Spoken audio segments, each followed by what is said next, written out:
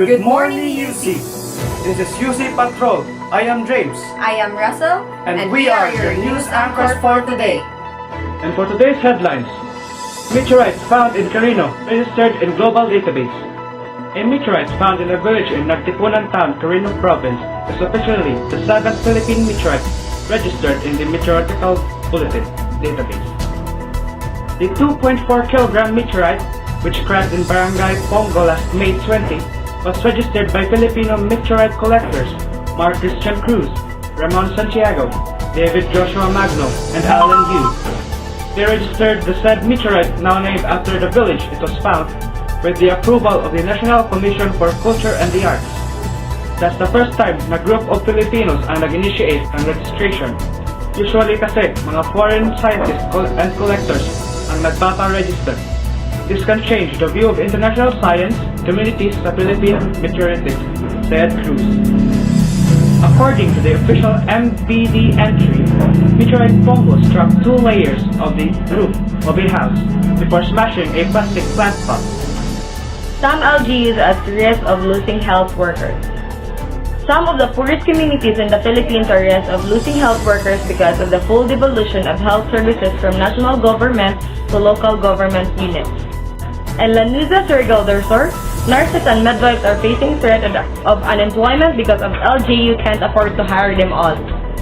Ang mangyayari yung mga 13 or 15 na mga nurses and midwives deployed sa municipality namin ma-display sila. Lanuza Municipal Health Officer Dr. Alberto Antonio Jr. told ANC Rundown. Maiiwan na lang ang mga 3 or 4 na mga regular hires.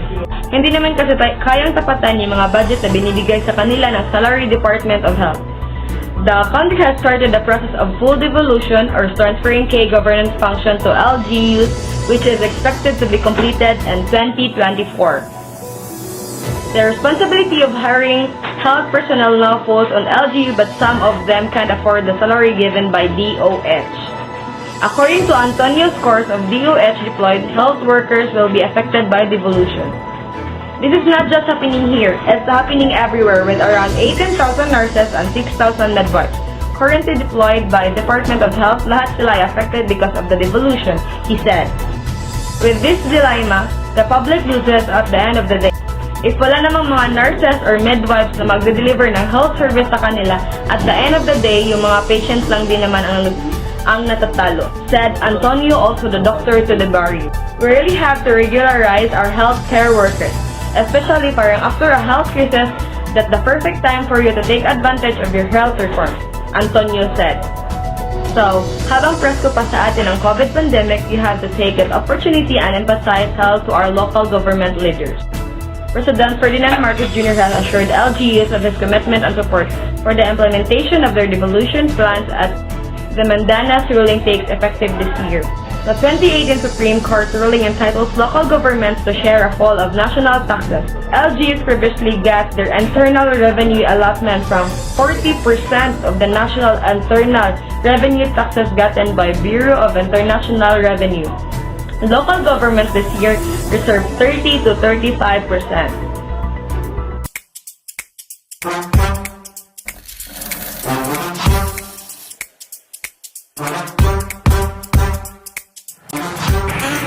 Yummy na, mabango pa, plus pa. Tara, kape.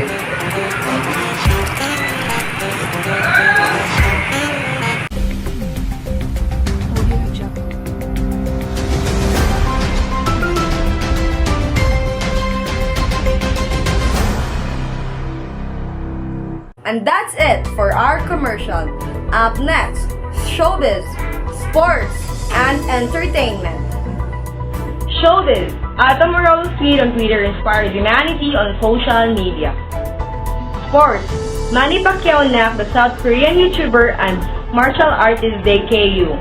Entertainment. Vice Ganda and his Vice Ganda the Unkabogable and Sambuli Beach Resort.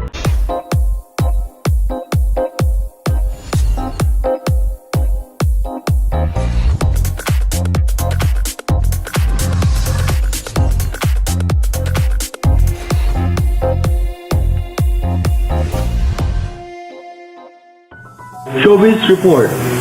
Atom Aurelio just posted on Twitter which inspires the humanity on social media. His tweet was, "Just arrived at the airport from an overseas trip. No equipment taxis, no meter taxis, no Grab, wala rin tayong mga bus at tren dito. So basically, kung wala kang sundo, you're dead. It's been an hour and counting. This is what a broken transport system looks like hell." This tweet reaches a lot of reactions online. Atom wanted to say to the community that there is no proper public transportation in the Philippines. CG Balilovar reporting, out.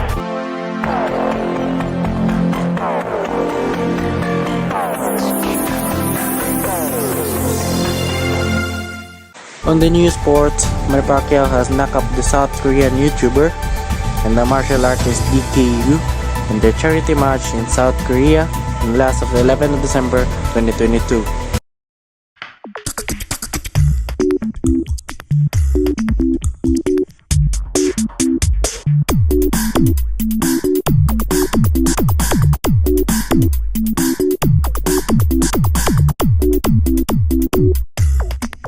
A desire for new horizons.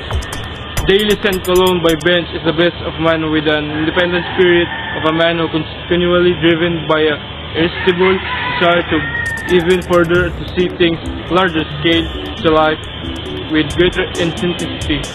Visit your shopper's drug mart to discover Daily St. Cologne by Bench timeless, woody, aromatic, and innovative olfactory composition that unravels like simple yet spectacular cologne. Daily St. Cologne.